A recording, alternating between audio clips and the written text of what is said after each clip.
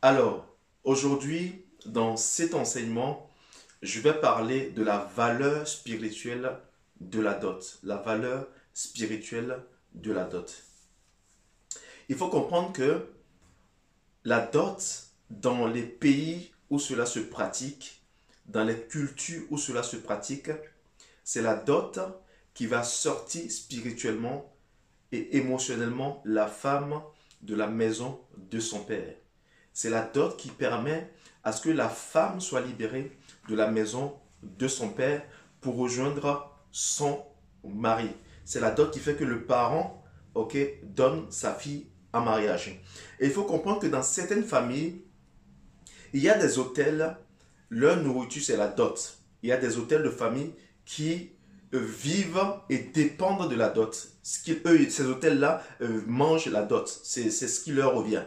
C'est ainsi que vous verrez dans certaines familles des oncles ou des tantes qui veillent à perpétuer ces traditions et qui sont de droit, qui sont légales. Vous allez retrouver dans certaines familles un oncle qui va souvent demander d'après les filles de la famille, qui connaît pratiquement le nombre de filles qui sont dans la famille, celles qui sont mariées et celles qui ne sont pas mariées. Il y a une tante quelque part au village où même ton père des fois qui va réclamer ce qui lui est de droit. C'est la dot qui fait que lui donne sa fille en mariage.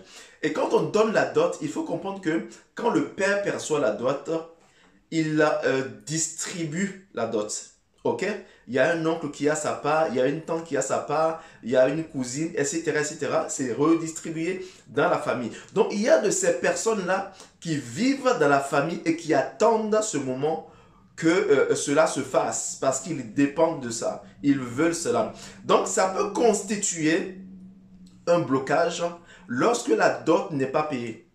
Lorsque tu allais prendre l'enfant de quelqu'un et que tu n'as pas payé la dot, il peut y avoir des réclamations dans ton foyer parce que simplement tu n'as pas observé la dot. Tu n'as pas donné ce qu'il faut donner pour que la famille te libère en fait leur fille. Il y a des personnes qui vivent par exemple des avortements, des fausses couches, c'est des disputes dans le foyer, ça n'avance pas, tes enfants ne sont pas intelligents, tes enfants sont simplement tout le temps malades.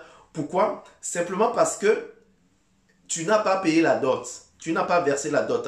Et tout ce que tu dois à quelqu'un, il faut comprendre que quand tu dois à quelqu'un, le fait que tu dois à la personne te donne un droit légal de supériorité dans le monde spirituel sur toi. La personne est au-dessus de toi spirituellement parce que tu lui dois quelque chose. Donc c'est important si tu m'entends et que tu n'as pas encore payé la dot, que ça se pratique dans la famille de ta femme, va donner ce qui revient à César à César. Donne à ta belle famille ce qui leur revient concernant ce domaine-là. C'est très important parce que la dot a une valeur très très importante. Je vais vous donner l'exemple d'un frère qui m'avait contacté parce que c'était compliqué. Et pour lui, des fois, quand il devait aller avec son épouse, il avait des apparitions de son beau-père. Et il m'a parlé de ça, je lui ai dit, mais est-ce que tu as donné tout ce qu'il faut? Est-ce que le beau-père t'a donné son enfant? Il dit non, qu'on s'est rencontrés, la fille et moi, comme on est à l'étranger, bah, on s'est mis ensemble, on a commencé à avoir des enfants. Il dit non, tu as volé.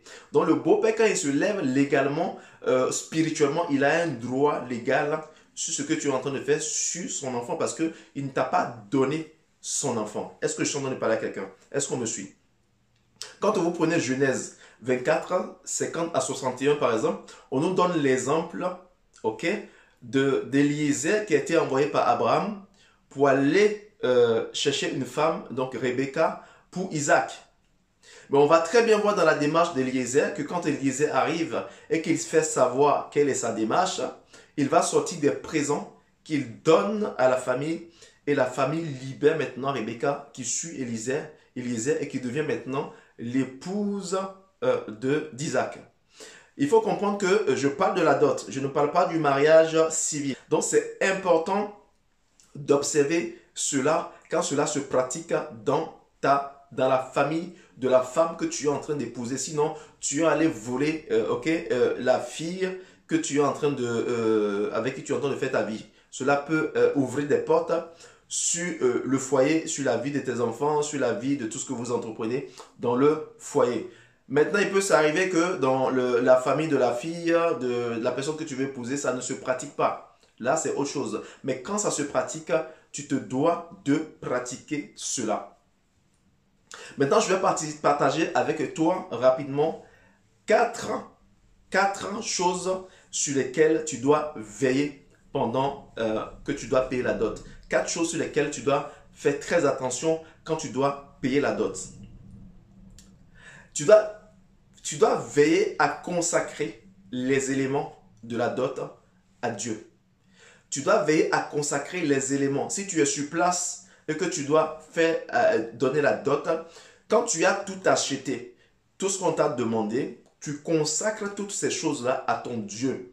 Tu pries cela dessus et tu consacres les éléments de la dot à Dieu. Maintenant, je suppose que tu es dans un pays étranger et que tu ne peux pas te déplacer, ok, pour cela. L'argent qui doit servir à acheter les éléments de la dot, tu dois consacrer cet argent à Dieu. La Bible déclare dans Ecclésiaste 10, 19 que l'argent répond à tout. Ça veut dire que si l'argent répond à tout, l'argent a des oreilles, il entend et il peut parler. Donc tu parles à l'argent et tu l'envoies en mission et tu le consacres à faire exactement ce qu'il est parti pour faire. Première chose. Deuxième chose, ce n'est pas la femme qui doit payer la dot. J'ai déjà vu des fois où des femmes se sont battues, elles se sont saignées pour verser la dot. Non. C'est l'homme qui, à la sueur de son front, a travaillé et a payé la dot. La dot, c'est l'homme qui paye la dot de son époux. C'est lui qui se saigne, c'est lui qui se bat pour trouver les moyens pour payer la dot. Maintenant, dans le mariage, ce qui concerne l'organisation du mariage, là, les deux peuvent mettre ensemble les moyens pour organiser le mariage civil et s'épouser. Mais la dot, c'est l'homme qui se bat parce que ça a une valeur spirituelle très importante dans le monde spirituel. La dot te permet que lorsque tu l'as versé, que par exemple tu sens que ta belle famille est en train d'attaquer ton foyer, ton mariage, tu te lèves de façon légale pour réprimer, pour combattre les attaques et les assauts qu'il peut y avoir, ok, dans ton couple et dans ton foyer. Ça te donne un droit légal. La troisième chose, il faut faire attention aux éléments qui constituent la dot. On te fait une liste de dots et dedans on te cite qu'il faut que tu achètes un chat, il faut que tu achètes des couteaux, des coupes-coupes, il faut que tu achètes des allumettes, du piment. Piment, c'est pour faire quoi? Le piment, tout le monde sait que quand le piment entre dans les yeux de quelqu'un, c'est chaud. On sait que l'allumette, c'est pour mettre le feu. On sait que le couteau, là, c'est pour couper les gens, c'est la violence. On sait que le chat, c'est la colère. Donc, il y a de ces symboles-là qui vont venir dans les éléments qui constituent les éléments de la dot sur lesquels il faut veiller. Il faut comprendre que quand tu es un enfant de Dieu, il y a des choses qu'on va te demander lorsque tu fais ta dot que tu ne peux pas faire. Maintenant, quand tu fais attention aux éléments qui constituent la dot, tu vas déceler certains pièges que tu vas pouvoir caler tout de suite. On te demande par exemple l'argent dans la dot d'acheter piment. On te demande par exemple dans la dot d'acheter des allumettes. Ça veut dire que si tu achètes les allumettes, puisque j'expliquais au départ qu'il y a des hôtels qui mangent la dot, les mêmes allumettes que tu achètes avec l'objet du feu chez toi dans la maison, dans le foyer. On va s'appuyer sur les allumettes que toi-même tu as données pendant la dot pour attaquer ton foyer, pour mettre le feu. Ça va être tout le temps le feu, c'est tout le temps la chaleur, tout le temps les combats, les disputes. Le piment c'est quoi? Le piment, on dit, piment, ça rougit les yeux, piment ça fait mal, ça brûle. Ça brûle le piment. Ok? Le couteau ça fait quoi? Le couteau c'est la bagarre, c'est la violence, c'est le sang. Donc il y a des éléments que vous allez retrouver des fois qui constituent la dot qu'on vous demande de payer. Et il faut rester très vigilant là-dessus. Quand tu vois par exemple, on te parle de piment ou de coupe-coupe, ou on te parle d'allumettes, de paquets d'allumettes, tu dis simplement, ça coûte combien? Le paquet d'allumettes là, combien ça coûte? Comment on appelle? Le piment là, il faut combien pour acheter ça? Tu mets l'argent de ça dessus. Si possible, tu mets dans quelque chose et puis tu dis ça, c'est pour ça. Mais toi, tu n'achètes pas ça et tu mets dans la dot que tu t'en vas verser. On te fait dot, par exemple, on te dit, il faut que tu mettes la cigarette pour les jeunes du quartier, tu dois mettre l'alcool pour tout ce qui va à l'encontre de ta conviction et que tu vois que ça va être problématique Tu ne mets pas, mais tu mets l'argent qu'il faut et eux-mêmes, ils s'en occupent. La quatrième chose sur laquelle tu dois veiller pendant que la dot se fait, ce sont les paroles qui sont prononcées. C'est très, très important. Les paroles qui sont prononcées sont très importantes pendant que la dot se fait.